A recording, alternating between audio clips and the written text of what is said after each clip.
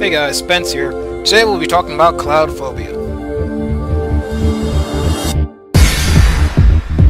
This bullet hell mech shooter was developed by Marsbound and published by Rockin Android. Along with promising to be awesome in its description, it also promises to have addictive, easy to learn, yet hard to master gameplay. Now let's see if any of that's actually true. Now the game is old school in the idea that if you want to figure out what's going on plot-wise, you have to consult the game's manual. This is because the actual in-game cutscenes, if you can call them that, have no dialogue or voice acting to speak of, and the actual animation in them is basic at best, so you'll have to download the manual from their website. Now the game itself is keyboard and gamepad compatible, and controls themselves are simple with the arrow keys or control stick for movement and ZXC or whatever buttons are on your gamepad for your three actions. Now you have two weapon choices when you start the game. You can choose between either rifle or blade. Now a rifle is about as basic as it gets. You shoot a rapid stream of bullets in front of you that don't do a whole lot of damage, so outside of it being ranged, that's its only real benefit. But, according to the manual, there's an ability called Muzzle Flash, which will freeze an enemy and cause any damage dealt to it while it's in the state to be bigger. I could not find a way to get this to activate, and since the manual does not actually illustrate how you do this, and Google doesn't even know, so yeah, the weapon doesn't seem all that great in my opinion. Now Blade, even though it's a melee weapon, has a much wider range than the rifle.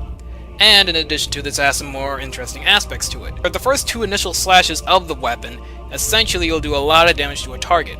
After that, whether you tap or hold it, you will do a vacuum slash maneuver that won't do a whole lot of damage to targets over time, but will easily handle smaller enemies. Now the other two abilities your mech will have will 1. Be able to dash, which allows it to progress to a stage faster, and 2. To shoot a volley of missiles, which along with doing a lot of damage will also make you invincible for a second and a half. Now like most games, the winning criteria is essentially get to the end of the stage and beat the boss. On the other hand, there are 3 losing criteria. 1 being, well, if you die, it's as simple as it sounds. 2, if you let enemies get through, because they will damage your mothership for some reason. And 3, if you run out of time. Part of the whole dashing thing. Gameplay itself is pretty much a case of it is what you see. You fly around, you destroy enemies, you dodge shots, and if you're a really cool guy, you're dashing in between every enemy wave. Now, the game itself doesn't seem that difficult as other side-scroller shooters in the genre. There are plenty of reasons why easy mode isn't exactly its namesake.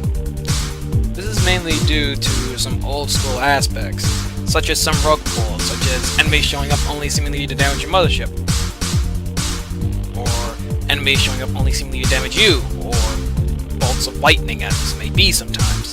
And the fact that your resources are limited, you only give back a limited amount of HP for you and your mothership, and your missile reserves won't be refilled completely if you use more than a few.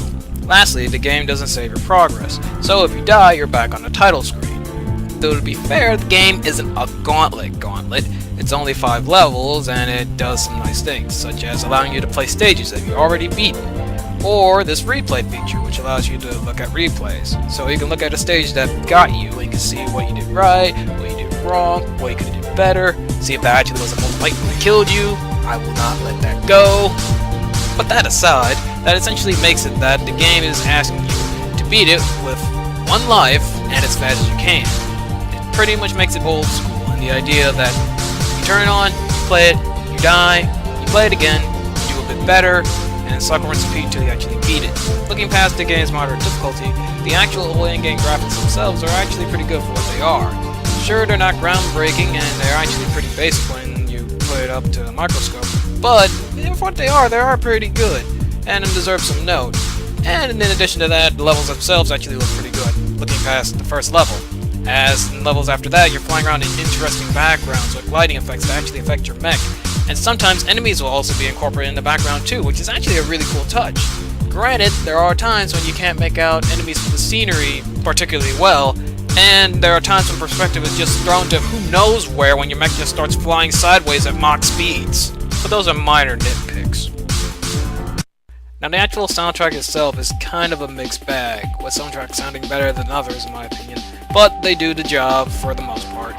In all, Cloudphobia is a solid title, offering you good difficulty on easy and an appropriate difficulty for normal for a more seasoned side-scroller shooter. It's only $5.99, so it's not too much water off someone's back, but if you're still antsy about it, there's conveniently a demo in the description below to do it.